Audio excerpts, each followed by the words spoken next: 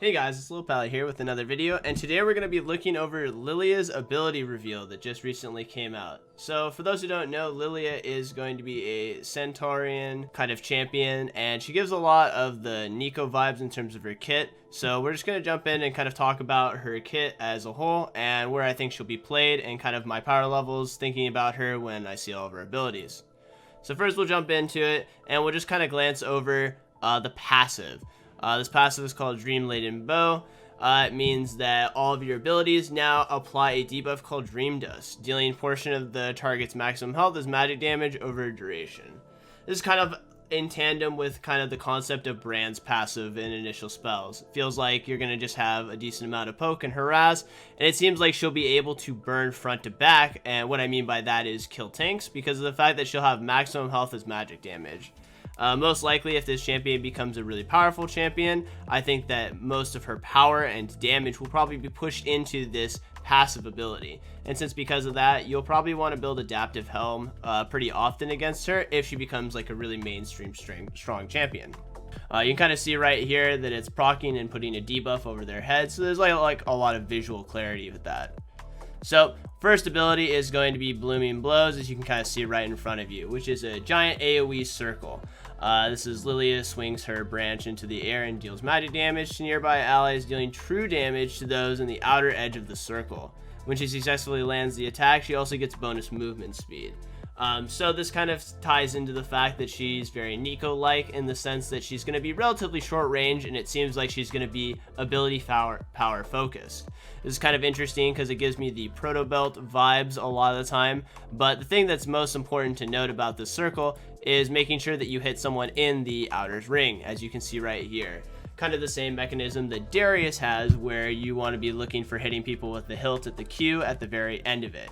This will kind of have a lot of skill expression if you're ever dealing with this champion. Stacking on top of her directly will actually mitigate a lot of her Q damage in the early stages. This is most likely going to be your bread and butter for trading, as it is the easiest to hit, especially when you're playing in mid or in top lane. The reason for that is that it will be really good at harassing melee champions whenever they come into range for last hitting minions. This might also be interesting to see how much movement speed you actually get, as it might also tie into a very good lucrative ability to do when you're a jungler.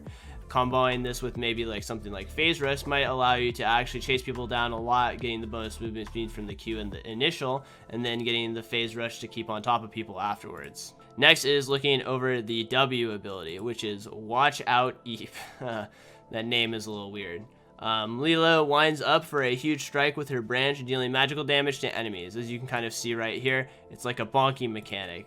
Allows her to dash a little bit forward, create a circle inside of it, and deal damage at the epicenter. Now it seems like also the same kind of concept arrives with the enemy at the center of the impact receiving more damage. So the kind of skill expression that I'm seeing right now is making sure that you really hit people in epicenters or control spaces in zoning. I think repositioning will be a really important ability on this champion, so things like Proto Belt really do feel like are going to be pretty prevalent on this champion. And then next is going to be the E ability, which is Swirl Seed. LILLIA lobs a Swirl Seed overhead, dealing damage to enemies and slowing them for a duration. This will probably be like your starting of each of your combos, as it will most likely be your setup. So when you hit this, it'll slow people down, so then you can actually potentially bonk on somebody and then use the Q afterwards. That's most likely how the combo will be. And then you'll kind of use the Q, and depending on the cooldown of all of your abilities, you can kite out and then continue to cycle spells.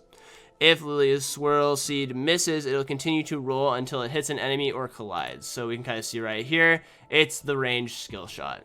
Now it is kind of weird though that it can go all the way across the map. I think for the most part you won't have any funny business with this, but I have heard of times where it has killed people across the map. I think that would be pretty unlikely though, as usually you'll be shooting at people where there's some kind of terrain that will eventually collide with it. So, the ultimate, Lullaby. Cast a lullaby over enemies and those affected by her Dream Dust become increasingly slowed before falling asleep for a duration time.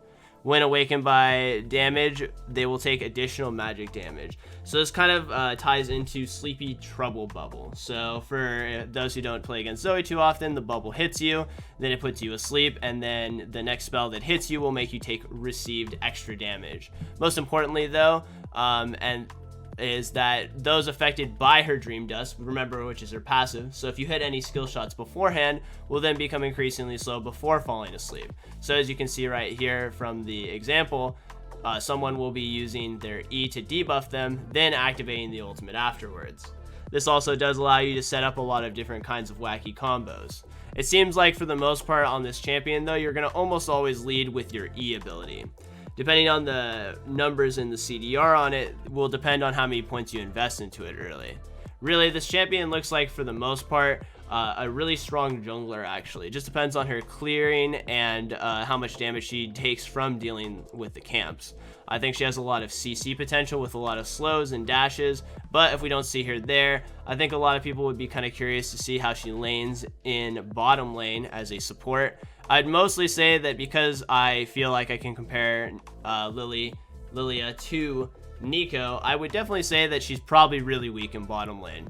Unless the E is incredibly easy to hit or her AP ratios are really good, you probably will struggle with closing the distance against really long range champions.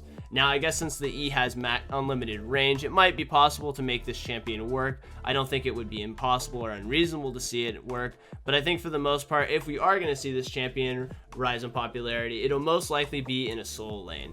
That way she can get enough AP and enough utility to kind of be tanky enough to stay in the fray of fights.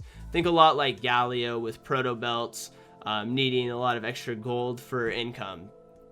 Like, I wouldn't be surprised if something like Proto Belt or maybe Zhonya's was pretty prevalent on her, seeing how she's a relatively short-range champion. One thing I would be curious about, though, is how much damage her passive does with the percent health magic damage. If it's really, really high, maybe she becomes a pseudo-caster where you just kind of build the standard with Ludens and Leandries. Not completely sure on this, but I'm keeping my eyes on it. Overall, I think that I kind of like not always seeing something that really breaks the trend of all of the champions. So I'm a little bit uninspired by this kit, but in general, I'm kind of excited to see her come to the forefront without having a really broken kit-wise champion. I feel like then all they really have to do is attune her numbers to kind of realign her, kind of like the Volibear rework, and she'll probably be pretty reasonable, but I think for the most part, you'll see her in solo lanes outside of that. I think you can play her support, but you probably won't get a lot of success, especially against long-range champions. I think a lot of it also ties to the fact of how tanky she is in the early stages by herself. If she's actually reasonably tanky, maybe she's an anti-all-in lane against things like Nautilus and Leona. Not quite sure yet. Anyway, guys, hope you guys enjoyed this video, and don't forget to like, subscribe, and comment in the section below, and hit that bell and whistle. See you next time. Peace.